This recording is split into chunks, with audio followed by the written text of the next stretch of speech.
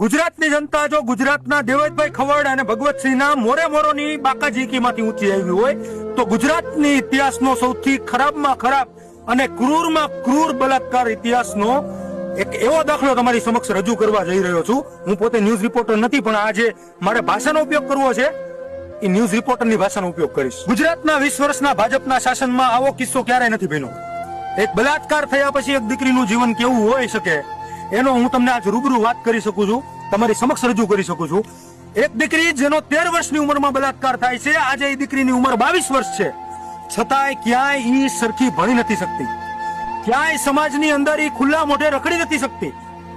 એનો પોતાનો ભાઈ જે રાખડી બાંધે છે એને, ઈ ભાઈ પણ એને શબ્દોનો પ્રયોગ કરી અને ઉચ્ચારણ કરે છે. દીકરી બજારમાં નીકળે તો બજારની અંદર લોકો એને એટલી ક્રૂર નજરથી, એટલી ખરાબ નજરથી જોવે છે કે એ દીકરીની પાસે મરવા સિવાય કોઈ રસ્તો. જે દીકરીને લગ્ન પછી ના એનો પતિ અપનાવે છે કે દુનિયાના કોઈ એવા દીકરામાં તાકાત નથી કે જે બલાત્કાર થયેલી સ્ત્રીને અપનાવી શકે. અને બલાત્કાર થયેલી સ્ત્રીની ઇજ્જત કેટલી હોય છે એ ખાલી બેનને પૂછો. પતિ અને પુરુષોની વાત તો સાઈડમાં રહી, પણ જે દીકરી પોતે ક્યાંય ન્યાય માંગવા ગઈ છે તો ન્યાય એની ઉપર ક્રૂરદ્રષ્ટિ થઈ છે.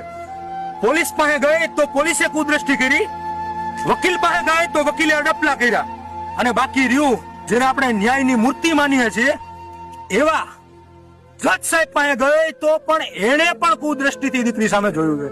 આ દીકરીની વેદના હું એક ભાઈ તરીકે સમજી શકું છું, તમે કેમ ના સમજી શકો? વધુ કઈ ન કહેતા કે હું તમને ખાલી એટલું જ કહું છું, બીજા ભાગમાં તમે આખી ઈ દીકરીની વિડીયો, ઈ દીકરીનું આખું ડિટેલ્સ, ઈ દીકરીનું મોઢું નહીં બતાવીશ, કારણ કે સમાજમાં થોડી ઘણી જે એની ઇજ્જત વધી છે એ હું રાખવા માંગુ છું. હું કાફર નથી.